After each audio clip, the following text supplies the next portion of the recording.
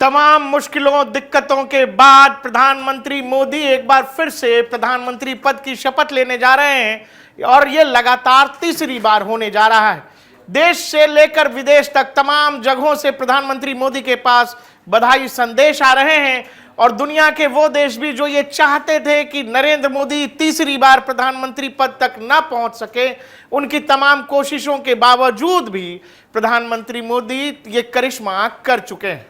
सच यह है कि नरेंद्र मोदी के राजनीतिक जीवन में मौजूदा 2024 वाले लोकसभा चुनाव सबसे मुश्किल चुनाव रहे, क्योंकि इसमें नरेंद्र मोदी को केवल विपक्ष से नहीं लड़ना था, बल्कि दुनिया के तमाम वो देश जो भारत के चुनाव को प्रभावित करना चाहते थे, उनकी ताकतें, ऊपर से डीप स्टेट, तरह तरह की चीजें, फंडेड एनजीओज, ये सब लगे हुए थे नरेंद्र मोदी को हराने के लिए। लेकिन बावजूद इसके तमाम प्रयासों के नरेंद्र मोदी बहुमत का वो आंकड़े से थोड़ा सा पीछे रह गए। लेकिन अब नरेंद्र मोदी और एनडीए सरकार के पास वो नंबर्स है।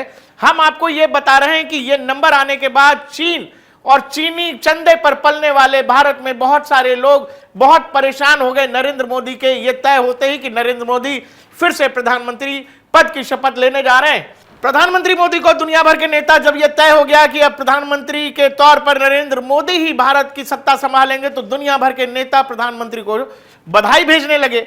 बधाई के सिलसिले में एक बधाई आता है प्रधानमंत्री के पास ताइवान से। ताइवान के राष्ट्रपति लाई चिंग-ते ने बधाई दी प्रधानमंत्री मोदी को, और जब बधाई आ गई तो प्रधानमंत्री ने भी उसका जवाब दे दिया कि भाई हम जो है पार्टनरशिप, इकोनॉमिक पार्टनरशिप और टेक्नोलॉजिकल पार्टनरशिप में आगे बढ़ेंगे। ये बधाई का संदेश का जवाब दिया प्रधानमंत्री ने, और चीन आग बबूला हो गया। चीनी दूतावास से लेकर चीनी ग्लोबल टाइम्स जो मुखपत्र है चीन का, उसने जवाब में लिखा कि भारत वन चाइना पॉलिसी को माने, भारत ये कैसे कर सकता है।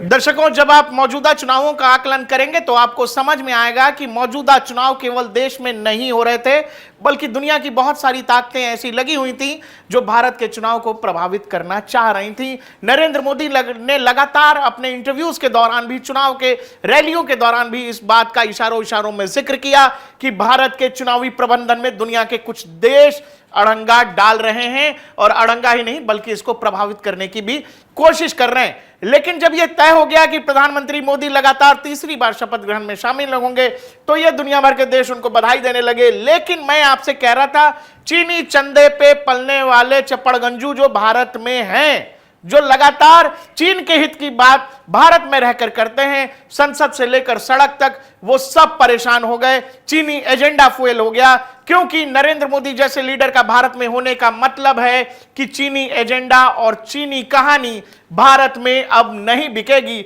और जैसे ही जानते थे नरेंद्र मोदी कि ताइवान की तरफ से जैसे बधाई संदेश आया, भारत ने चीन की दुखती रग ताइवान पर बधाई का संदेश, मतलब दुखती रग है चीन का ताइवान। और जैसे ही प्रधानमंत्री मोदी ने ताइवान की बधाई का जवाब दिया, चीन बौखला गया कि आप हमारे वन चाइना पॉलिसी को नहीं मान रहे हैं।